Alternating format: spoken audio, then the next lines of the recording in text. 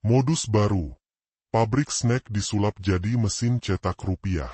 Investigasi mendalam oleh tim kami sejak Juli 2023. Tanggal 29 Oktober 2025, kami masih terus mengusut satu kasus yang awalnya tampak mustahil. Sebuah pabrik snack ternama, Snack Indojaya, ternyata diduga menjadi pusat produksi uang palsu dalam skala yang belum pernah terungkap sebelumnya. Dari laporan-laporan awal yang kami terima pada pertengahan 2023, ada aroma mencurigakan yang menguar dari lokasi pabrik, bukan aroma gurih camilan, tapi bau bahan kimia dan aktivitas malam hari yang tidak biasa. Berawal dari kesaksian beberapa warga sekitar yang curiga dengan gelagat pabrik yang selalu beroperasi hingga larut malam, tim kami menyelidiki lebih dalam. Dengan perlahan tapi pasti, kami menemukan fakta mengejutkan. Di balik produksi keripik dan snack yang selama ini menjadi andalan pasar lokal, terdapat ruangan rahasia yang menyimpan mesin cetak uang palsu. Seiring berjalannya waktu, tim kami menghadapi berbagai rintangan yang tidak mudah. Akses ke pabrik yang awalnya terbuka, perlahan-lahan ditutup rapat. Pengawasan internal yang ketat membuat kami harus bekerja dengan sangat hati-hati, bahkan menyamar agar bisa mendapatkan bukti kuat. Di balik gedung megah dan mesin produksi snack yang berdesir riang, tersimpan ruang rahasia yang hanya diketahui segelintir orang. Ruangan itu dipenuhi oleh mesin cetak uang palsu, tinta khusus, dan bahan-bahan kimia yang jika terkena kulit bisa berbahaya. Bukti-bukti fisik yang kami dapatkan mengonfirmasi bahwa produksi uang palsu bukanlah rumor belaka. Namun, ironisnya, saat kami mulai membuka fakta ini ke publik, respons yang kami terima malah penuh skeptisisme. Banyak yang meragukan, bahkan menuduh kami membuat berita palsu atau hoax. Media sosial pun ramai dengan komentar yang mempertanyakan kredibilitas investigasi kami. Kami paham, ketika sebuah kebenaran terlalu mengejutkan, wajar jika banyak yang sulit mempercayainya. Tapi kami di sini bukan untuk mencari sensasi, melainkan membongkar fakta demi kebaikan bersama. Dalam perjalanan ini, kami bertemu berbagai narasumber, mulai dari mantan pekerja pabrik yang merasa bersalah, hingga ahli forensik uang yang menjelaskan bagaimana uang palsu ini bisa beredar luas tanpa terdeteksi dalam waktu lama. Mereka mengungkapkan betapa rumit dan sistematisnya jaringan ini. Kami juga menemukan pola distribusi uang palsu yang melibatkan perantara dari berbagai kota. Ini bukan operasi skala kecil, melainkan sindikat besar yang memanfaatkan pabrik snack sebagai kedok yang sempurna. Satu hal yang pasti, jika kasus ini dibiarkan, dampaknya bukan hanya akan merugikan pemerintah, tapi juga masyarakat luas yang menjadi korban penurunan nilai mata uang dan meningkatnya kejahatan terkait uang palsu. Kami berkomitmen untuk terus menyelidiki dan memberikan informasi akurat kepada publik. Karena hanya dengan kesadaran dan dukungan masyarakat, kejahatan semacam ini bisa dihentikan. Satu hal yang membuat kami semakin yakin untuk terus mengorek kebenaran adalah adanya kejanggalan laporan keuangan pabrik snack Indojaya. Laporan resmi mereka menunjukkan keuntungan yang jauh di bawah standar industri. Tapi nyatanya kapasitas produksi mesin-mesin di pabrik itu sangat besar. Kami pun menggali lebih jauh, mencari jejak transaksi yang mencurigakan. Dari hasil wawancara dengan beberapa mantan pegawai, mereka menceritakan suasana kerja yang penuh ketegangan dan ancaman jika berani buka mulut. Kalau sampai tahu, lo bisa hilang begitu aja, kata salah satu mantan staf produksi yang kini enggan disebut namanya. Selain itu, kami menemukan gudang-gudang tersembunyi di area pabrik yang tidak tercatat secara resmi, dipenuhi dengan tumpukan uang kertas palsu dalam berbagai denominasi. Mesin cetak di sana bukan hanya berfungsi sebagai alat produksi snack, tapi juga diubah sedemikian rupa untuk mencetak lembaran-lembaran rupiah. Selama berbulan-bulan, kami mencoba mengonfirmasi dengan pihak manajemen pabrik. Namun, respons yang kami dapatkan selalu tertutup dan diplomatis, seolah menghindari inti permasalahan. Tak jarang, percakapan kami diakhiri dengan janji palsu dan pengalihan topik. Di tengah tekanan itu, kami juga menghadapi tantangan terbesar. Masyarakat yang skeptis dan bahkan menganggap laporan kami sebagai berita bohong. Media sosial penuh dengan komentar yang meremehkan, mengatakan, masa iya pabrik snack buat uang palsu? Atau, berita ini cuma cari sensasi doang. Padahal, ketika kami mencoba membuka dialog, kami membawa bukti-bukti yang kuat, dokumen rahasia, dan rekaman wawancara eksklusif. Namun, stigma, hoax, sudah melekat erat, membuat kerja keras kami kerap dianggap sebelah mata. Tapi kami tidak menyerah. Karena ini bukan sekadar laporan, melainkan panggilan untuk keadilan. Jika pabrik snack Indo Jaya benar-benar menjadi mesin cetak rupiah palsu, maka seluruh tatanan ekonomi dan kepercayaan publik akan terguncang. Kami sadar bahwa menyelidiki kasus sebesar ini tidak mudah dan penuh risiko. Tapi sebagai jurnalis, kami punya tugas moral untuk mengungkap kebenaran demi melindungi masyarakat dari bahaya yang lebih besar. Kisah ini belum usai. Kami masih terus menyusuri jejak-jejak berikutnya, membuka tabir misteri yang tersembunyi rapat di balik gedung pabrik itu. Karena kami percaya, di balik setiap gelap, pasti ada cahaya yang menunggu untuk ditemukan. Ini bukan sekadar berita. Ini adalah perjuangan. Meski langkah kami sering dibendung oleh keraguan dan sindiran, kami tetap berjalan. Karena kebenaran bukan soal siapa yang percaya, tapi tentang apa yang nyata dan terbukti. Kami percaya bahwa suatu saat, fakta yang kami ungkap akan membuka mata banyak pihak. Jurnalisme bukan sekadar menyampaikan kabar, tapi menggerakkan kesadaran. Dan inilah panggilan kami, untuk terus menggali, menguak, dan tidak membiarkan bayang-bayang kecurangan menguasai ruang-ruang publik. Kami mengajak Anda, para pembaca dan penonton, untuk tidak cepat menilai atau mengabaikan. Tetap waspada, kritis, dan terbuka terhadap informasi yang mungkin belum nyaman di telinga sebagian orang. Karena kebenaran kadang tersembunyi di balik kabut, dan hanya bisa ditemukan oleh mereka yang berani menembusnya. Kisah ini belum berakhir. Masih banyak babak-babak yang harus diungkap, pintu-pintu rahasia yang harus dibuka. Dan kami akan terus berdiri di garis depan, membawa suara-suara yang selama ini terbungkam. Jangan biarkan keadilan menjadi korban ketidakpedulian. Terus ikuti laporan investigasi kami, karena setiap langkah kami adalah untuk masa depan yang lebih jujur dan adil. Meski langkah kami kadang terasa berat, ditolak, dan dianggap sebelah mata, kami memilih untuk terus maju. Karena dalam dunia yang penuh tipu daya dan kebohongan, kebenaran adalah senjata paling ampuh yang kami punya. Setiap fakta yang kami gali, setiap bukti yang kami temukan, bukan hanya sebatas data, melainkan sebuah harapan yang kami titipkan untuk masa depan.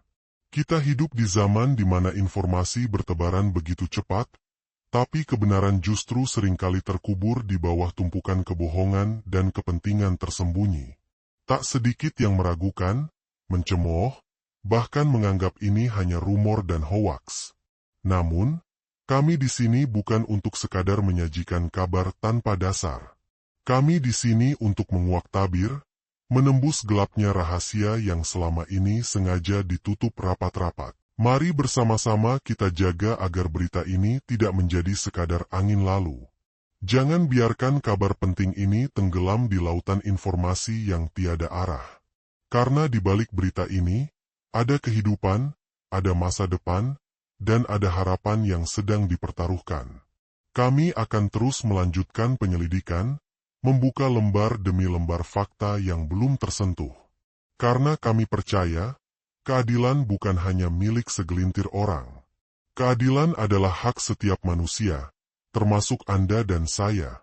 Dan ketika sistem gagal menjalankan tugasnya, maka kita semua harus bersuara, bergerak, dan menuntut perubahan. Ini bukan sekadar laporan. Ini adalah panggilan. Panggilan untuk kita semua yang masih peduli, yang masih ingin hidup di dunia yang adil dan benar. Jangan tutup mata, Jangan bungkam suara nurani.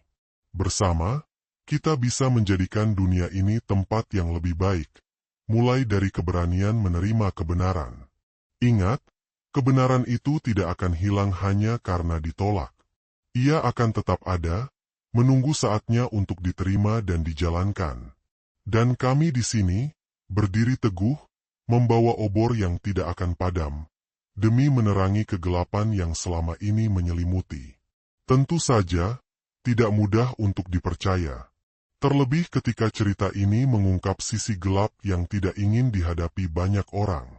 Namun, sebuah perjalanan panjang dan kerja keras telah kami lakukan, demi menyajikan fakta yang kuat, data yang valid, dan kesaksian yang tidak bisa diabaikan begitu saja. Kami mengajak Anda, para pembaca dan penonton, untuk menjadi bagian dari perjalanan ini. Bukan hanya sebagai penonton pasif, tapi sebagai pengawal kebenaran yang berani bertanya, berani mencari, dan berani berdiri melawan ketidakadilan. Jurnalisme sejati bukan hanya soal menyiarkan berita. Lebih dari itu, ia adalah penggerak perubahan. Kami percaya, ketika masyarakat tahu, sadar, dan kritis, maka tidak ada yang bisa lagi menyembunyikan kebusukan di balik tirai kepentingan. Dan kami berdiri di sini sebagai saksi dan pengawal suara-suara yang selama ini terpinggirkan, tertindas, atau sengaja disenyapkan. Kami sadar, jalan ini penuh rintangan. Ada yang mencoba menutup mulut kami dengan berbagai cara, ada yang berusaha menutupi fakta dengan dalih-dalih yang tampak masuk akal. Tapi kami yakin, setiap kebenaran yang tersembunyi pasti suatu saat akan terbit ke permukaan. Dan ketika itu terjadi, tidak akan ada lagi ruang bagi kebohongan dan penipuan. Jangan biarkan ketakutan dan ketidakpedulian menjadi alasan kita kehilangan arah. Bersama, kita bisa lawan kebohongan. Bersama, kita bisa bangun masa depan yang lebih terang. Karena pada akhirnya, kebenaran adalah milik kita semua, dan kami di sini untuk membuktikannya. Sekarang, pertanyaannya bukan lagi apakah kita tahu kebenarannya atau tidak. Tapi, apakah kita mau bertindak? Apakah kita cukup berani untuk mengangkat suara kita, menuntut pertanggungjawaban, dan menolak kebohongan yang terus berulang? Kita semua punya peran. Tidak harus jadi jurnalis, aktivis, atau pejabat. Cukup dengan tidak menjadi penonton bisu, cukup dengan bersikap kritis, dan berani berkata, cukup, ketika ketidakadilan terjadi di depan mata. Dalam setiap lembar berita yang kami tulis, ada harapan bahwa suatu hari, dunia yang lebih adil dan jujur bisa tercipta. Karena selama kita diam, selama kita menutup mata, mereka yang mempermainkan hukum dan moralitas akan terus berkuasa. Kami telah membuka pintu pertama. Kini giliran Anda melangkah masuk dan ikut berjuang. Karena tanpa dukungan masyarakat yang sadar dan peduli, kebenaran akan tetap terkubur dalam gelap. Jadi, mari bersama kita ciptakan perubahan nyata. Mari kita buktikan bahwa kebenaran bukan hanya kata kosong, tapi kekuatan yang mampu mengubah segalanya. Dan ingat, ini bukan sekadar cerita tentang sebuah pabrik atau uang palsu. Ini adalah cermin dari apa yang terjadi ketika sistem gagal, ketika integritas digadaikan demi keuntungan sesaat. Berita ini adalah peringatan. Sebuah alarm untuk kita semua agar tidak lengah dan terus menjaga keadilan, agar tidak runtuh di tangan mereka yang hanya memikirkan diri sendiri. Terima kasih telah bersama kami dalam perjalanan panjang ini. Perjalanan yang mungkin baru saja dimulai. Kami akan terus berjuang, demi Anda, demi kebenaran, dan demi masa depan yang lebih baik. Sekarang, mari kita bicara jujur. Di balik gemerlap layar dan kemewahan sesaat, ada sisi gelap yang bersembunyi rapat. Sisi gelap yang tak ingin kita akui, karena nyatanya, semua ini sangat dekat dengan kita. Bahkan, mungkin terjadi di balik pintu rumah tetangga, atau di jalan yang kita lalui setiap hari. Kami, tim penyelidik ini, sudah menyibak lapisan demi lapisan misteri. mengulik fakta yang tak pernah terbayangkan sebelumnya. Sebuah pabrik yang seharusnya memproduksi camilan, malah diduga menjadi mesin cetak uang palsu yang beredar di pasaran. Bukan uang receh, bukan uang kertas lusuh, tapi uang yang seharusnya bisa membuat ekonomi kita goyah. Bayangkan, dari sebuah pabrik bernama Snack Indojaya yang biasa dikenal sebagai tempat produksi makanan ringan, berubah menjadi pusat operasi ilegal dengan modus yang begitu licik dan rapi. Semua ini berlangsung di bawah hidung kita, sementara kita terlalu sibuk dengan rutinitas dan hiburan sehari-hari. Kami sudah mencoba mengangkat isu ini sejak 13 Juli 2023 lalu. Namun, alih-alih mendapat apresiasi atau perhatian, yang kami terima justru skeptisisme, bahkan tuduhan hoax dan fitnah. Masyarakat masih sulit percaya. Karena siapa yang mau percaya kalau pabrik snack yang kita sukai ternyata juga tempat pembuatan uang palsu? Tapi coba pikir, bukankah skeptisisme itu wajar? Dalam dunia yang penuh dengan berita palsu, berita bohong, dan konspirasi yang tak berujung, wajar bila masyarakat lebih memilih menutup mata daripada menggali lebih dalam. Tapi, jangan sampai ketidakyakinan itu justru membuat kita membiarkan kecurangan dan kejahatan terus merajalela. Seiring berjalannya waktu, fakta-fakta yang kami temukan semakin jelas. Bahwa uang palsu yang beredar di pasaran, yang merugikan banyak pihak, memiliki jejak yang berhubungan langsung dengan aktivitas produksi di Snack Indojaya. Kami telah mengumpulkan data, saksi, bahkan rekaman yang menguatkan dugaan ini. Yang membuat semuanya lebih tragis, ini bukan hanya soal ekonomi, tapi soal kepercayaan. Uang adalah simbol kepercayaan kita sebagai masyarakat. Jika kepercayaan itu hancur, maka fondasi kehidupan sosial dan ekonomi pun akan ikut runtuh. Dan, di tengah kondisi ini, ada ratusan, mungkin ribuan orang yang tidak sadar menjadi korban. Mereka yang menerima uang palsu tanpa tahu bahwa uang tersebut akan membawa kerugian besar. Tidak hanya pada diri mereka sendiri tapi juga pada negara. Kami tidak datang untuk menyebarkan ketakutan, tapi untuk membuka mata dan hati. Agar kita semua sadar bahwa masalah ini nyata, berbahaya, dan harus segera ditangani dengan serius. Ini bukan sekadar berita. Ini adalah seruan untuk bertindak. Untuk setiap individu, komunitas, dan tentu saja, pihak yang berwenang. Kita butuh transparansi, pengawasan ketat, dan tindakan tegas agar kejahatan ini tidak merembet lebih jauh dan menghancurkan kehidupan masyarakat luas. Di akhir cerita, kami hanya berharap satu hal, keadilan bisa ditegakkan. Bahwa kebenaran yang kami usung tidak akan tergerus oleh tekanan, fitnah, atau bahkan ancaman. Karena ketika kebenaran dibungkam, maka kejahatan akan tumbuh subur. Jadi, apakah kita akan terus diam? Ataukah kita memilih berdiri bersama, mengangkat suara, dan menuntut perubahan? Kami di sini sudah mulai berjalan. Kini giliran Anda, pembaca, untuk mengambil peran. Karena tanpa dukungan Anda, perjuangan ini akan sia-sia. Mari kita buka mata, telinga, dan hati. Mari kita wujudkan masyarakat yang lebih baik, adil, dan bebas dari tipu daya yang merusak masa depan kita bersama. Dalam perjalanan penyelidikan ini, kami menghadapi banyak rintangan. Informasi yang kami kumpulkan tidak mudah didapatkan. Sumber-sumber yang seharusnya terbuka, justru tertutup rapat. Bahkan, beberapa kali kami menemui pintu tertutup yang bukan sekadar simbolik, melainkan nyata. Kami sudah mencoba menghubungi berbagai pihak terkait di Snack Indojaya, namun mereka memilih bungkam dan enggan memberikan keterangan resmi. Tak hanya itu, ada indikasi tekanan yang diberikan kepada saksi-saksi yang berani bicara. Mereka yang sempat bersuara, tiba-tiba hilang kontak, atau berubah pikiran tanpa alasan jelas. Kami pun harus bekerja ekstra hati-hati, demi menjaga keamanan diri dan para narasumber. Meski begitu, bukti demi bukti terus kami kumpulkan. Dari dokumen-dokumen internal yang bocor, hingga foto-foto dan video aktivitas mencurigakan di dalam pabrik.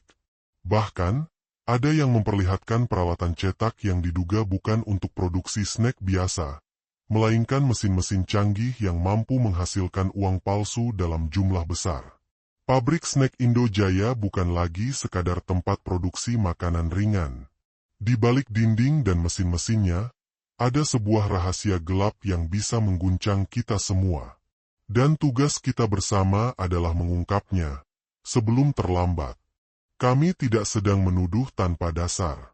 Semua ini hasil kerja keras dan analisa mendalam, yang kami lakukan demi satu tujuan, menyingkap kebenaran. Dan kebenaran itu sangat pahit, tapi harus diketahui semua orang. Dalam beberapa kesempatan, kami mengamati aktivitas distribusi yang tak lazim. Paket-paket besar dengan label anonim meluncur keluar dari pabrik, menuju berbagai wilayah tanpa jejak yang jelas. Uang palsu yang dihasilkan bukan hanya untuk konsumsi lokal, tapi juga disinyalir telah menyebar ke daerah-daerah lain, bahkan mungkin ke luar negeri. Bayangkan konsekuensi jika hal ini terus dibiarkan. Tidak hanya kerugian ekonomi, tapi juga krisis kepercayaan yang bisa menghancurkan tatanan sosial. Uang yang seharusnya menjadi alat tukar dan penjamin kestabilan, malah berubah menjadi senjata yang mengancam kehidupan sehari-hari masyarakat. Kami mengerti, bagi sebagian orang ini terdengar seperti kisah fiksi atau konspirasi. Tapi kami tidak akan berhenti sampai semua bukti terungkap. Karena ketika yang benar ditekan dan yang salah dibiarkan, maka keadilan pun menjadi kosong. Melalui laporan ini, kami mengajak semua pihak untuk membuka mata dan mendengarkan suara kebenaran. Jangan mudah terpancing isu tanpa fakta, tapi juga jangan menutup telinga dari kenyataan yang ada. Kami kejar terus jejak ini. Setiap paket yang keluar dari pabrik kami telusuri rutenya. Dari gudang ke truk-truk yang berangkat malam hari, dari satu kota ke kota lain, tanpa jejak yang bisa diikuti secara mudah. Seolah-olah mereka tahu betul cara bersembunyi dari radar pengawasan. Tentu saja, masyarakat sekitar meragukan cerita kami. Masa iya, pabrik snack jadi mesin cetak uang? Itu hoax. Begitu katanya. Tapi kami sudah pegang bukti. Tidak hanya dokumen dan rekaman, tapi juga testimoni dari beberapa mantan pegawai yang takut tapi berani bicara di balik perlindungan anonim. Kami tahu menyelidiki kasus sebesar ini bukan pekerjaan mudah. Ada banyak risiko dan tekanan. Tapi demi kebenaran, kami terus maju. Karena jika benar pabrik snack Indo Jaya dipakai sebagai sarang produksi uang palsu, implikasinya bukan cuma kerugian ekonomi, tapi juga kerusakan kepercayaan publik yang sulit diperbaiki. Jangan sampai kita tertipu oleh kemasan manis di luar, tapi penuh bahaya di dalam. Karena seringkali, yang terlihat biasa saja, menyimpan rahasia yang mengerikan. Kami akan terus menggali, mengikuti setiap jejak, menyelami setiap sudut gelap. Karena di balik kemasan snack yang renyah, bisa jadi ada mesin cetak rupiah palsu yang menggerogoti tatanan bangsa ini. Seiring berjalannya waktu, tanda tanya makin menumpuk. Kenapa sebuah pabrik snack besar tiba-tiba jadi pusat perhatian? Apakah mungkin mesin cetak uang palsu benar-benar beroperasi di balik hiruk-pikuk produksi camilan yang seharusnya ringan dan gurih itu? Kami coba gali lebih dalam. Mengamati setiap gerak-gerik yang tampak biasa di permukaan, tapi penuh misteri di balik layar. Karyawan-karyawan yang biasanya ceria berubah pendiam, bahkan ada yang mulai menghindar saat kami mendekat. Telepon genggam yang biasanya mudah diakses, kini selalu dalam mode senyap atau bahkan mati. Ada desas-desus yang kami dengar dari lingkaran dalam, bahwa alat-alat cetak di pabrik bukan cuma buat kemasan plastik atau label snack. Kabarnya, ada modul-modul tersembunyi yang mampu mencetak uang palsu dengan detail yang mencengangkan. Dan yang lebih bikin bulu kuduk berdiri, uang palsu itu didistribusikan secara sistematis, dengan jaringan yang rapi dan terorganisir. Dalam penyelidikan kami, Satu hal yang paling menarik adalah bagaimana mesin cetak uang palsu itu bisa disamarkan di tengah pabrik snack yang padat aktivitas. Dari wawancara dengan beberapa mantan karyawan yang memilih bicara secara anonim, terungkap bahwa ada ruangan khusus yang tidak pernah terlihat oleh pengunjung atau bahkan staf biasa. Ruangan itu dikabarkan berisi alat-alat canggih yang disamarkan sebagai mesin pengolahan kemasan plastik. Tapi, setelah diperiksa lebih lanjut, mesin-mesin itu bukan sekadar mesin cetak kemasan, melainkan printer khusus dengan teknologi tinggi yang mampu mencetak uang palsu dengan detail yang nyaris sempurna. Menurut narasumber kami, proses produksi uang palsu ini sangat terorganisir. Setiap lembar yang dicetak langsung diberi tanda khusus agar bisa dikenali oleh distributor. Kemudian, uang palsu ini diselundupkan ke berbagai daerah, tersebar ke tangan-tangan yang memanfaatkan situasi ekonomi yang rentan di masyarakat. Kami juga mendapatkan informasi bahwa distribusi uang palsu ini dilakukan melalui jaringan pasar gelap, termasuk lewat media sosial dan aplikasi pesan instan yang sudah terenskripsi, membuat penelusuran transaksi menjadi sangat sulit. Meski begitu, kami menemukan satu pola.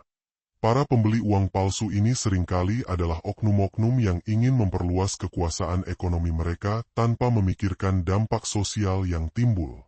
Sejumlah ahli forensik yang kami hubungi juga memperingatkan bahwa peredaran uang palsu dengan kualitas tinggi akan sangat berbahaya bagi stabilitas ekonomi, terutama bagi pelaku usaha kecil dan masyarakat kelas menengah ke bawah, yang sangat bergantung pada uang tunai dalam transaksi sehari-hari.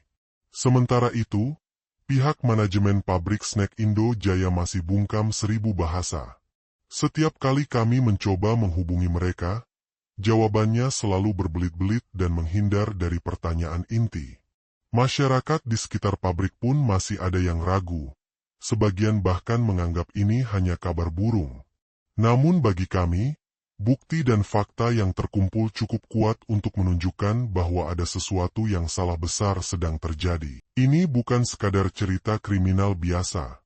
Ini adalah gambaran nyata bagaimana sebuah industri yang terlihat normal dan menguntungkan, bisa berubah menjadi sarang kejahatan yang berpotensi merusak sendi-sendi kehidupan masyarakat luas. Kami akan terus menggali lebih dalam, memperkuat bukti, dan membuka tabir gelap ini untuk publik. Karena di balik kemasan camilan renyah, tersimpan rahasia yang tak boleh dibiarkan berlarut-larut. Kami memutuskan untuk menyamar. Salah satu anggota tim investigasi kami berpura-pura menjadi pelamar kerja di pabrik snack Indo Jaya. Prosesnya ketat, tapi anehnya, lebih banyak pertanyaan soal loyalitas dan disiplin terhadap perintah daripada keterampilan membuat snack. Setelah diterima sebagai staf logistik malam, penyelidikan kami masuk ke babak baru. Di malam hari, ketika sebagian besar bagian produksi sudah padam, lantai 3 gedung utama justru mulai ramai. Bukan dengan pengiriman bahan makanan, melainkan dengan kotak-kotak misterius tanpa label. Setiap kotak dijaga ketat dan tidak pernah lewat jalur pengiriman resmi. Anehnya, tidak ada satupun CCTV aktif di area itu. Bahkan, beberapa kamera yang kami lihat, ternyata hanya pajangan. Pada malam keempat, kami berhasil menyelinap masuk ke ruangan itu. Apa yang kami temukan sungguh mencengangkan.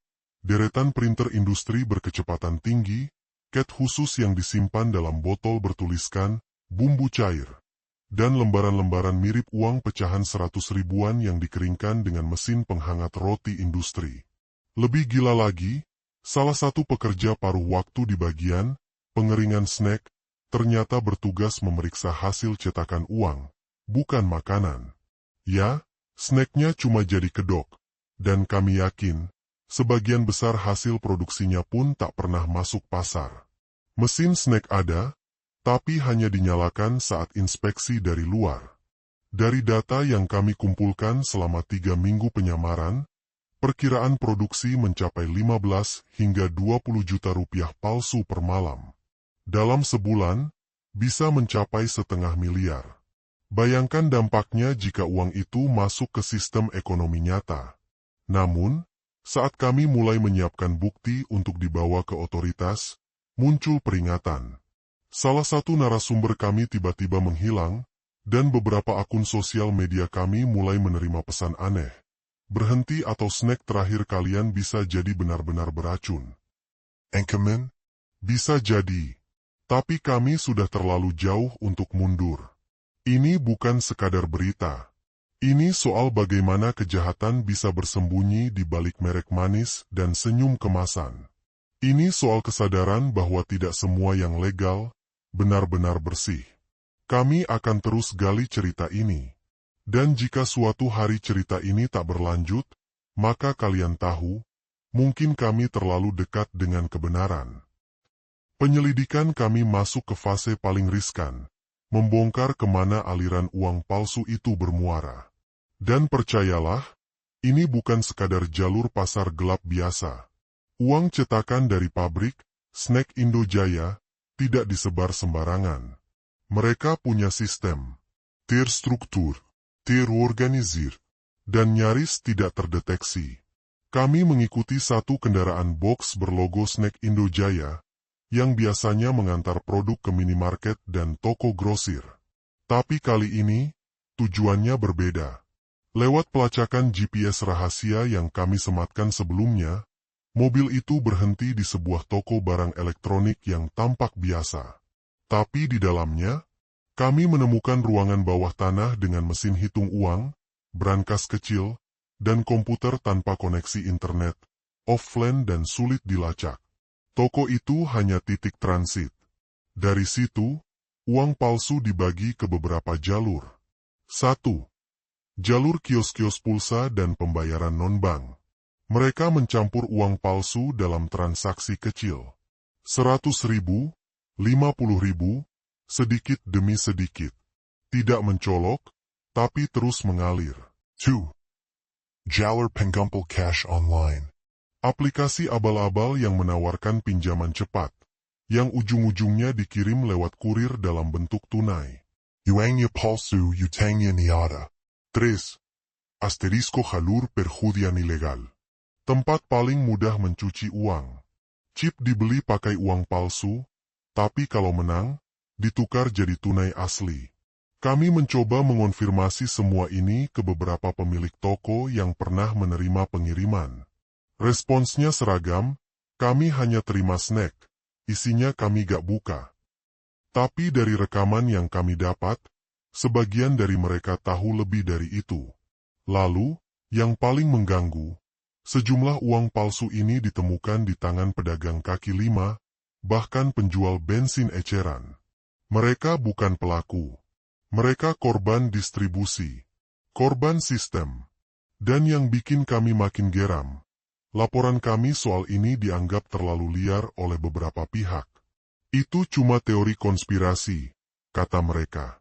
Masa iya pabrik snack bisa jadi mesin uang? Ya, memang sulit dipercaya. Tapi itulah masalahnya. Kejahatan paling licik adalah yang dikemas seperti hal biasa. Seperti cemilan. Seperti senyuman pegawai. Seperti snack di rak minimarket yang diam-diam menyimpan cerita kejahatan ekonomi dalam bungkus plastik. Kami belum selesai. Yang berikutnya, siapa dalang di balik Snack Indojaya? Siapa pemilik saham mayoritasnya? Dan kenapa perusahaan ini bisa lolos dari semua audit selama bertahun-tahun? Kalau kamu masih menganggap ini cuma fiksi, mungkin kamu belum cukup lapar akan kebenaran. Kalau kalian berpikir ini hanya ulah sekelompok pegawai bengal yang menyalahgunakan mesin pabrik, bersiaplah untuk kecewa, atau justru tercengang. Kami mulai menyusuri struktur legal Snack Indojaya, dan ternyata, nama pemilik resmi perusahaan itu bukan nama yang asing. Tapi terlalu bersih. Terlalu aman. Seorang figur bayangan yang tercatat sebagai pendiri beberapa perusahaan kecil lain. Kebanyakan bergerak di bidang logistik dan distribusi makanan ringan. Namun jejak digital tak pernah benar-benar hilang. Dari cache data registrasi domain, dokumen pendirian awal, hingga mutasi saham, kami menemukan satu pola mencurigakan. Semua entitas bisnis itu mengarah pada satu nama, DN. Pengusaha yang dalam beberapa tahun terakhir sering tampil sebagai donatur sosial, sponsor event olahraga, bahkan disebut-sebut dekat dengan tokoh publik. Namun anehnya, DN tidak pernah muncul di acara resmi Snack Indo Jaya. Tak satu pun konferensi pers, kunjungan media, atau laporan tahunan yang mencantumkan dirinya. Seperti hantu korporasi, ada, tapi tidak terlihat. Kami memberanikan diri mengontaknya lewat saluran pribadi. Tak jawab. Dan siapa saja yang ikut terlibat dalam ekosistem diam-diam ini? Kamu masih yakin ini cuma cerita karangan? Atau justru mulai sadar betapa banyak hal yang sengaja disembunyikan dengan rapi? 3 hari kemudian, salah satu anggota tim investigasi kami didatangi 2 orang tak dikenal di parkiran. Mereka tidak bicara banyak. Hanya bilang satu kalimat. Berhenti main api, kalau gak mau terbakar. Asterisk. Biasa? Tidak bagi kami. Ancaman itu justru bukti bahwa yang kami sentuh bukan cuma sekadar pabrik snack, tapi jantung dari jaringan gelap ekonomi paralel yang diam-diam hidup di balik sistem resmi negara ini. Dan kalau kalian pikir ini berlebihan, silakan buka kembali daftar uang palsu yang tertangkap di berbagai kota. Sex serial number Naya. Lihat penyebarannya. Polanya nyaris seragam. Kualitas cetakan terlalu bagus untuk pelaku rumahan. Pertanyaannya sekarang, jika semua ini dibiarkan, siapa yang paling dirugikan? Jawabannya sederhana, rakyat kecil. Penjual asongan, pengendara ojek, pedagang pasar, yang tidak punya alat deteksi uang palsu. Mereka yang tanpa sadar menerima kertas berharga nol, lalu dimaki saat mencoba membelanjakannya. Dan di balik semua itu, si penguasa bayangan terus tersenyum, dari balik bungkus snack rasa keju pedas. Ini belum selesai. Karena di episode berikutnya, kami setelah tekanan, ancaman, dan laporan yang dianggap terlalu mengada-ada, tim kami tak mundur. Justru makin dalam masuk ke labirin kasus Snack Indo Jaya. Dan di titik ini, ceritanya makin jauh dari rasa ciki, dan lebih dekat ke rasa ketidakadilan yang gurih-gurih menyakitkan. Akan membuka bagaimana Snack Indo Jaya menyamarkan alat cetak uangnya sebagai mesin pembungkus otomatis? Setelah tekanan, ancaman, dan laporan yang dianggap terlalu mengada-ada, tim kami tak mundur. Justru makin dalam masuk ke labirin kasus Snack Indo Jaya. Dan di titik ini, ceritanya makin jauh dari rasa ciki, dan lebih dekat ke rasa ketidakadilan yang gurih-gurih menyakitkan. Kami berhasil mendapatkan akses ke salah satu laporan internal gudang distribusi mereka. Di antara daftar pengiriman ke toko-toko swalayan biasa, terselip jalur pengiriman yang tak lazim, kode zona ZT7, via kontainer logistik luar jalur. Bukan pelabuhan besar, bukan jalur resmi, tapi pelabuhan kecil yang jarang disentuh bea cukai. Isi kontainernya? Tentu saja bukan keripik, tapi komponen cetak offset kelas industri, tinta khusus dengan viskositas mirip tinta uang, dan lembaran kertas berbahan mirip substrat polimer, bukan kertas biasa. Ini bukan pekerjaan amatir. Ini orkestrasi. Mesin pembungkus otomatis mereka? Setelah diperiksa dari rekaman bocoran, kami sadar, mesin itu bisa diputarbalikkan. Dari pembungkus snack jadi alat cetak presisi tinggi dalam waktu kurang dari 15 menit. Sejak kapan industri snack lokal kecil bisa cetak keuntungan miliaran dalam waktu 6 bulan, tanpa ekspor, tanpa promosi besar-besaran, tanpa brand ambasador artis? Jawabannya ada di balik tirai aluminium foil bungkus snack itu sendiri. Di balik rasa barbecue, tersimpan aroma konspirasi. Pola audit keuangan juga aneh. Snack Indo Jaya mencatat pembelian, bahan baku flavor, hingga 40 miliar rupiah dalam satu semester. Padahal produksi real hanya memenuhi 60% kapasitas pabrik. Kemana sisanya? Kami menduga, itu penyamaran pembelian komponen cetak uang. Lalu, datanglah titik paling membuat kami mengerutkan dahi. beberapa uang palsu yang beredar, mengandung partikel mikroskopis remah snack. Kami ulang. Ada rekam jejak crumbs di dalam uang palsu. Seolah-olah mesin pencetaknya belum benar-benar bersih dari aktivitas produksi sebelumnya. Ironi? Mungkin buat kita.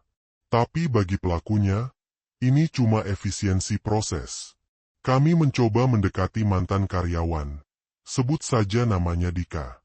Ia hanya berkata, "Gue pernah masuk ruang yang katanya buat pengemasan. Tapi itu bukan ruangan biasa. Ada kode buka pintu, CCTV internal mati pas jam tertentu. Di situ, ada suara mesin yang gak pernah gue dengar sebelumnya." Ketika kami minta dia bicara di depan kamera, dia menolak. "Maaf bang, gue mau hidup tenang. Udah ada 2 temen gue hilang setelah cerita ke wartawan," katanya sambil menatap kosong. "Dan mungkin kalian masih berpikir, ah, ini cuma fiksi." Kecurigaan kami kian kuat ketika satu gudang tua milik Snack Indojaya di kawasan industri, yang katanya hanya dipakai untuk penyimpanan kemasan, ternyata dijaga 24 jam dengan kamera termal, 2 lapis pagar, dan penjagaan ketat tanpa logo keamanan resmi. Disinilah napas investigasi kami mulai tercekat. Gudang itu tak pernah ada dalam daftar izin bangunan industri makanan. Tak ada aktivitas keluar masuk bahan baku, tapi listriknya mengalir nyaris 3000 kWh per hari. Cukup untuk menghidupkan printing press, bukan mesin penggoreng keripik. Kami menyelusup melalui jalur rel kereta mati yang melintas di samping gedung. Dari celah ventilasi yang terbuka karena karat, kami bisa mengintip bagian dalam. Di sana, tak terlihat bungkusan snack, yang ada justru tumpukan peti kayu bertuliskan, "Dokumen arsip, bukan untuk distribusi." Namun bentuknya terlalu lebar dan padat untuk sekadar berisi arsip. Dan benar saja, malam itu, satu truk box masuk. Platnya bukan plat lokal. Dan setelah dicek lewat jalur pelacakan VIN, truk itu, milik perusahaan logistik asal Laos, negara yang belakangan terkenal sebagai titik transit uang palsu Asia Tenggara. Jejak transaksi digital yang berhasil kami bongkar memperlihatkan aliran dana misterius. Snack Indojaya menerima transfer dari perusahaan cangkang bernama Lunaris Trade Holdings yang berbasis di Belize. Nominalnya tidak main-main, $0,5 miliar per minggu, berturut-turut selama 5 bulan. Tanpa keterangan barang, tanpa invoice, tanpa jejak pengiriman snack. Lalu kami bertanya-tanya, apa mungkin snack rasa keju meleleh itu jadi favorit warga Belize? Sumber internal Kementerian Perdagangan, yang tentu saja kami lindungi identitasnya, berbisik. Nama perusahaan itu sebenarnya sudah masuk radar. Tapi belum ada yang berani usut tuntas. Terlalu banyak orang penting yang tutup mata. Yang kalian korek ini bukan cuma pabrik, tapi jaringan. Kalimat terakhirnya menghantam kami seperti toples snack jatuh dari rak. Kalian bukan cari snack palsu. Kalian lagi injak ekor naga. Dalam dunia di mana keripik bisa jadi kedok untuk mesin cetak uang, satu pertanyaan jadi makin membara. Berapa banyak lagi pabrik-pabrik, cemilan, yang sebenarnya memproduksi lebih dari sekadar rasa keju dan rumput laut? Kami akan terus menggali.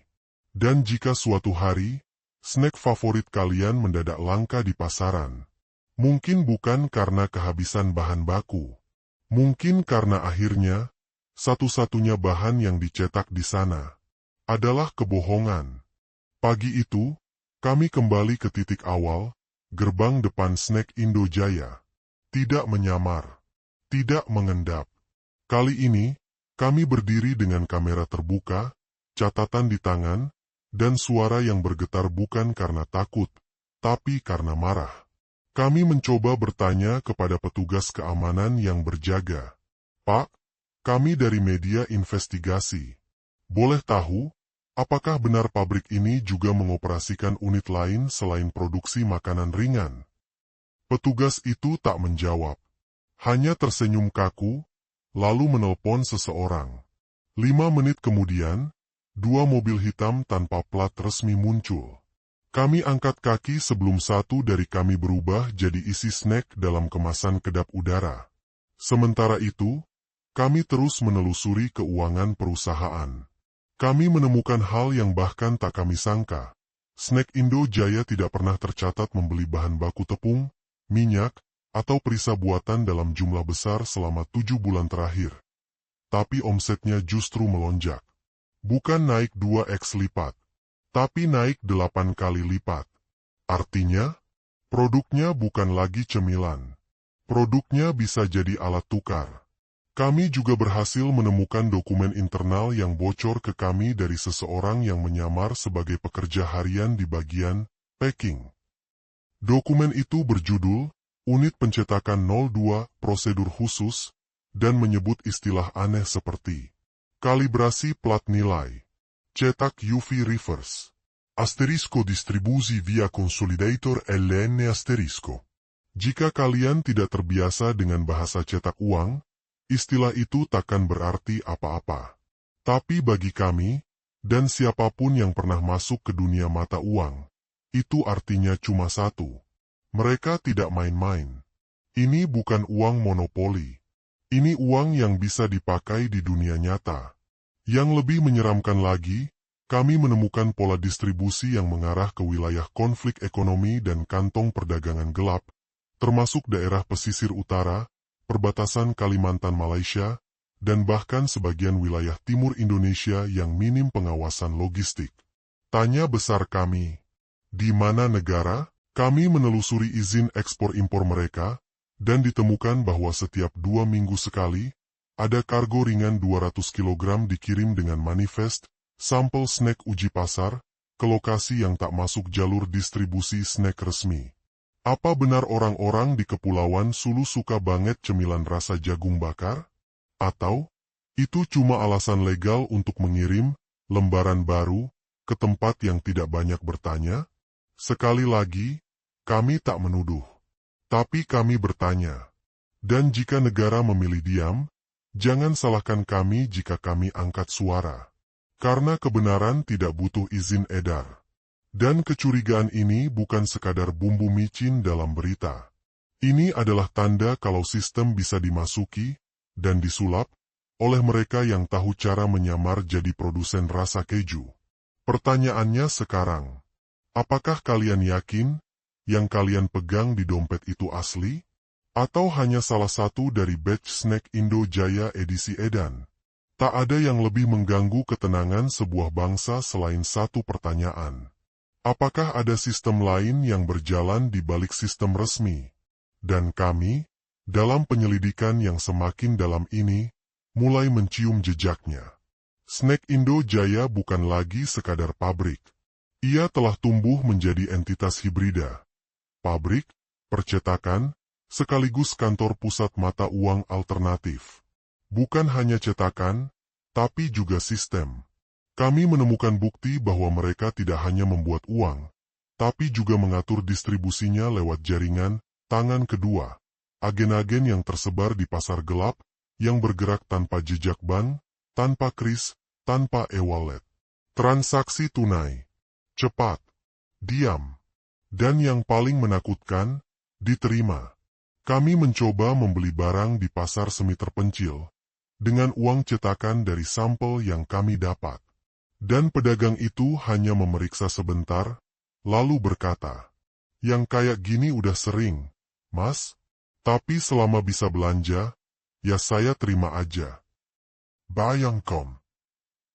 Sistem ekonomi kedua sedang tumbuh, paralel dengan yang resmi, dan bahkan sebagian masyarakat sudah beradaptasi tanpa sadar.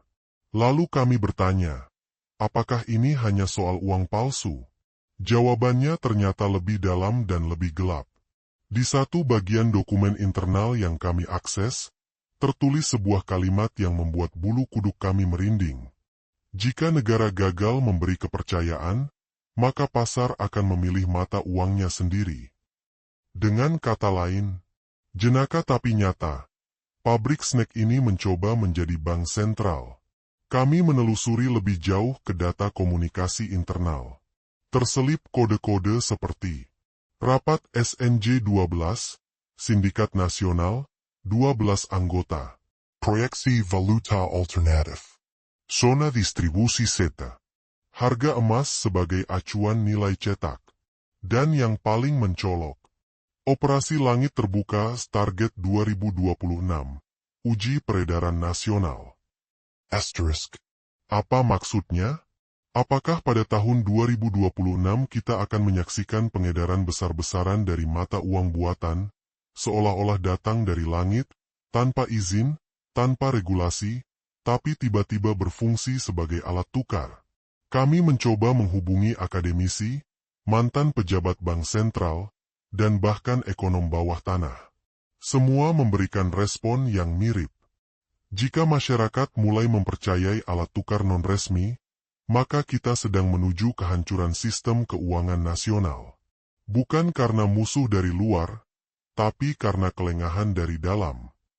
Kini kami tahu, yang sedang kami selidiki bukan hanya pabrik snack nakal, tapi simbol dari sesuatu yang jauh lebih besar, kegagalan kepercayaan. Dan dari reruntuhan itulah, Snack Indojaya dan kroninya menciptakan sistem bayangan. Mereka tak menyebut diri penjahat. Mereka menyebut diri sebagai alternatif. Mereka bukan pemain pasar gelap. Mereka percaya sedang menyelamatkan ekonomi dari sistem yang, menurut mereka, sudah lama kehilangan arah. Pertanyaan Naya, apakah negara akan bereaksi, atau justru sedang sibuk mencetak rasa baru untuk snack yang tak lagi dijual? 23 Oktober 2025, tengah malam. Di sebuah gudang tua yang tampak biasa di pinggiran kota, tim kami menyaksikan sesuatu yang tak bisa dipercaya. Sebuah truk datang tanpa lampu utama menyala. Pintu belakangnya terbuka, memperlihatkan bukan snack, bukan sembako, tapi balok-balok uang baru, rapi, tebal, segar dari cetakan. Bukan rupiah resmi, tapi rupiah tandingan. Tak ada tanda Bank Indonesia. Hanya simbol kecil berbentuk keripik renyah bersilang, logo baru dari sistem ekonomi bawah tanah. Dan saat itulah kami sadar. Operasi Langit Terbuka bukan nama kode. Itu misi.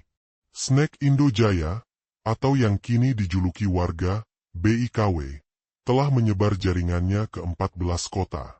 Distribusi uang tak lagi bergantung pada agen gelap, tapi lewat jalur pengiriman snack resmi. Karton isi ciki-cikian, isinya uang yang membedakan hanya stiker kecil di sudut, untuk konsumsi internal. Kami mencoba membeli salah satu paket lewat jalur gelap. Harganya, Rp850.000 untuk satu paket berisi, snack dan nilai tukar. Kalau buat belanja di minimarket sih belum bisa, ujar sang pengantar, tapi buat beli solar? Bisa. Buat bayar parkiran? Bisa. Di terminal? Laku. Di kantin kampus? Udah mulai. Sistem ini berkembang karena satu hal yang sangat sederhana. Ketika uang resmi tidak cukup untuk hidup, maka uang palsu pun terlihat seperti solusi. Mereka menyebut diri mereka, ekonom akar rumput. Di salah satu dokumen internal yang bocor, kami menemukan manifesto mereka. Kami bukan penipu. Kami hanya mencetak nilai, karena nilai resmi tak lagi memberi hidup. Dan sekarang, tahun 2026 jadi target utama. Operasi Langit Terbuka berarti pencetakan masif, distribusi nasional, dan peluncuran sistem tukar berbasis komunitas. Bukan berbasis bank. Aplikasi internal sudah disiapkan. Namanya, CPay Cheeky Payment System.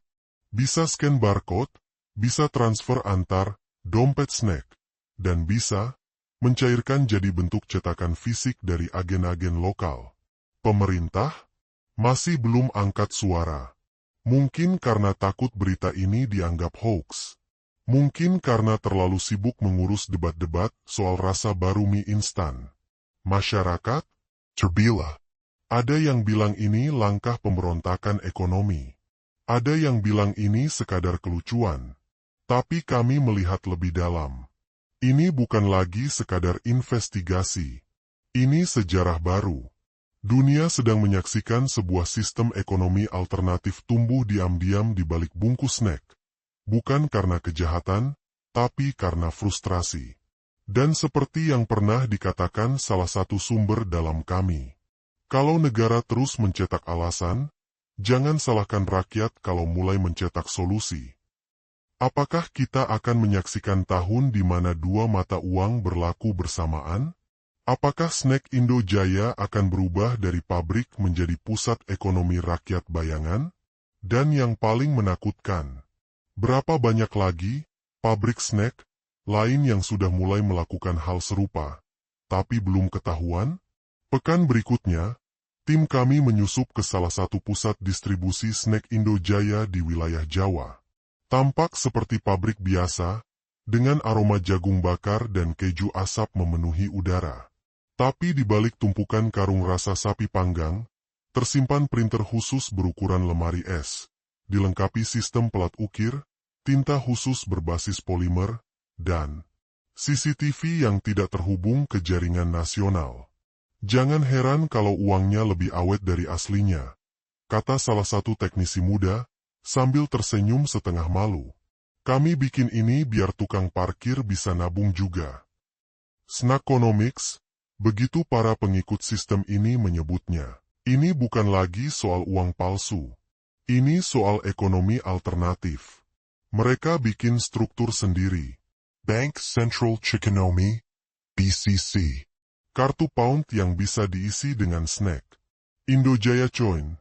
Semacam stable coin berbasis rasa dan loyalitas.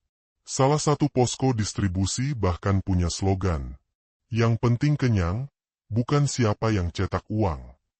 Dan seperti itulah sistem berkembang. Anak-anak muda mulai lebih percaya uang dari cetak snack dibanding ATM yang selalu offline. Di balik ini semua, muncul nama seorang misterius, Kode X. Diduga sebagai otak utama sistem ini, seorang mantan teknisi percetakan uang luar negeri yang kabarnya kecewa karena negara lebih sibuk menekan inflasi lewat imbauan doa bersama ketimbang kebijakan nyata. Kalau negara cetak janji, kenapa kami gak boleh cetak harapan? Katanya dalam rekaman suara yang kami peroleh. Sementara itu, transaksi menggunakan uang, Snack Indo Jaya, kini sudah menyentuh pasar hewan, toko kelontong, dan ironi terbesar, beberapa posko bantuan bencana. Yang penting bisa dibelanjain, kata salah satu warga yang menerima uang dari posko swadaya. Daripada nunggu bantuan resmi yang cuma datang saat ada kamera. Tapi sistem ini tak hanya membawa tawa. Ada sisi gelap. Beberapa pelaku kriminal kini ikut mencetak uang sendiri. Penjual senjata api rakitan mulai menerima Indojaya Coin. Beberapa pemilik toko bahkan membuat rate kurs sendiri, seperti satu snack coin 1.100 kalau pagi, satu snack coin 800 kalau sore, karena dianggap sudah lemes. Dan puncaknya, muncul berita viral. Uang snack bisa bayar sewa kos. Di salah satu kota kecil, seorang ibu kos menerima uang cetakan sebagai bukti pembayaran.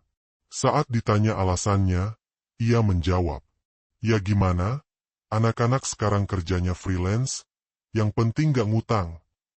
Sekarang, sistem sudah tumbuh di lebih dari 20 kota. Pemerintah belum mengeluarkan sikap resmi. Bank Central, Diameter. Tapi uang terus mengalir, snack terus terjual, dan masyarakat perlahan terbiasa. Maka pertanyaannya bukan lagi, legal atau tidak. Tapi, apakah ini solusi darurat, atau justru awal dari kehancuran sistem ekonomi nasional? Kami masih menyelidiki. Tapi satu hal yang pasti, ketika rasa lapar tak bisa dibayar dengan logika, maka uang rasa keju pun bisa jadi harapan. Hari ke-147 sejak investigasi dimulai. Dari luar, pabrik snack Indojaya tetap tampak biasa. Truk-truk logistik keluar masuk seperti biasa. Ada aroma khas bumbu bawang goreng, teri kriuk, dan remah keju di udara. Tapi di balik dinding lapis kedap suara, cerita sebenarnya berbeda jauh dari yang tercium. Lewat penyamaran dan rekaman drone malam hari, kami menemukan aktivitas pencetakan berlangsung saat sebagian besar buruh pulang. Satu unit mesin offset berukuran besar tidak tercatat dalam laporan inventaris perusahaan. Mesin itu tidak digunakan untuk mencetak kemasan snack, melainkan lembaran uang rupiah. Kami mencocokkan data dari 3 sumber berbeda. 1. Uang-uang cacat fisik yang beredar di pasar-pasar kecil di Jawa. Ciri khasnya, cetakan sedikit pudar, namun kualitas kertas nyaris identik. 2. Suara mesin yang terekam dari kejauhan cocok dengan model mesin cetak uang seri lama milik negara yang pernah digunakan tahun 90-an. 3. Laporan pengawasan keuangan internal dari lembaga distribusi uang yang mencatat selisih distribusi. Uang asli berkurang, tapi uang di lapangan tidak turun. Semua ini mengarah ke satu kesimpulan pahit. Ada tangan terlatih yang tahu cara mencetak rupiah, dan kini bekerja di balik logo snack. Kami sempat mendapat pesan anonim yang dikirimkan ke email redaksi. Kalian pikir ini soal uang? Ini soal kendali. Selama mereka bisa beli segalanya, kami akan terus mencetak. Karena satu-satunya cara membalas sistem adalah dengan meniru sistem. Asterisk. Tak butuh waktu lama sebelum muncul suara-suara menuduh kami penyebar hoaks. Ada yang menyebut kami cari sensasi, main-main dengan reputasi perusahaan besar, bahkan ada yang mengancam melalui pesan pribadi. Tapi kami tetap diam, terus menggali. Karena kami yakin, ini bukan cerita tentang uang palsu biasa. Ini tentang penyalahgunaan teknologi milik negara. Eks-buruh yang dibungkam karena tahu terlalu banyak. Dan rupiah yang kehilangan makna karena tak lagi berasal dari otoritas, tapi dari mesin ilegal dalam pabrik snack. Hari ke-154, kami mendapatkan cuplikan CCTV internal yang bocor. Seorang pria bertopi, berjanggut tipis, memeriksa hasil cetakan dan menggosoknya dengan cairan penguji. Di tangannya, uang pecahan 100.000 rupiah, nyaris sempurna. Dalam rekaman itu, terdengar ia berkata, "Cetak 20 juta malam ini. Besok mereka akan pikir ini dari ATM." Pertanyaan besarnya kini bergeser. Jika uang bisa dicetak dengan kualitas sebaik itu, berapa banyak yang sudah beredar? Dan lebih menakutkan lagi, apa yang terjadi jika ekonomi kita sudah dipenuhi oleh rupiah-rupiah liar yang tak terdeteksi? Sementara lembaga-lembaga besar masih membantah, dan pemerintah belum mengeluarkan pernyataan resmi, kami hanya bisa terus bertanya, siapa di balik semua ini? Berapa banyak yang terlibat? Dan, apakah ini baru permulaan? Karena jika benar, maka suatu hari nanti kita bisa bangun, menggenggam selembar uang, dan tak tahu lagi siapa yang mencetaknya. Setelah cuplikan CCTV bocor, ketegangan makin memuncak. Kami tahu, ini bukan hanya masalah teknis cetak-mencetak uang. Ini masalah siapa yang mengendalikan uang tersebut, dan apa motif besar di baliknya. Kami mulai menelusuri jaringan yang terhubung dengan pabrik itu. Tidak mudah. Semua seolah diselimuti kabut rahasia dan kode-kode yang hanya bisa dimengerti oleh mereka yang sudah di dalam. Sumber anonim lain memberitahu kami tentang seseorang yang dijuluki Si Merah, sosok misterius yang mengawasi seluruh proses produksi ilegal ini. Dia tak pernah muncul di publik, tapi disebut-sebut sebagai otak di balik semua ini. Si Merah dipercaya memiliki koneksi ke berbagai pihak yang selama ini tak terduga. Dari pejabat yang punya akses ke sistem keuangan negara, hingga sindikat gelap yang selama ini bergerak di balik layar. Kami mencoba mencari tanda-tanda kehadiran Si Merah di pabrik snack Indojaya, tapi selalu gagal. Kamera pengawas di lokasi utama diperketat, dan siapapun yang mencoba mendekat langsung dihadang. Namun kami tidak menyerah. Melalui rekaman audio yang didapat dari salah satu mantan karyawan pabrik, terdengar perbincangan yang mengguncang. Proyek ini sudah masuk tahap akhir. Semua harus rapi. Si Merah tidak mau ada kesalahan sedikit pun. Ini bukan sekedar bisnis, ini revolusi. Revolusi? Kata itu membuat kami berpikir lebih jauh. Apakah ini sekadar pencetakan uang palsu? Ataukah ada misi lain yang lebih besar, yang siap mengguncang pondasi ekonomi negara? Kami sadar, semakin dalam menyelidik, semakin banyak risiko yang harus kami hadapi. Tapi tugas kami jelas, mengungkap apa yang disembunyikan di balik dinding pabrik yang selama ini menyembunyikan mesin cetak uang ilegal itu. Satu hal yang pasti, cerita ini belum berakhir. Dan kami akan terus mengejarnya, hingga ke titik terang terakhir. Kami tahu, melaporkan ini juga berarti mempertaruhkan keselamatan. Tapi jurnalisme adalah tentang keberanian, bukan?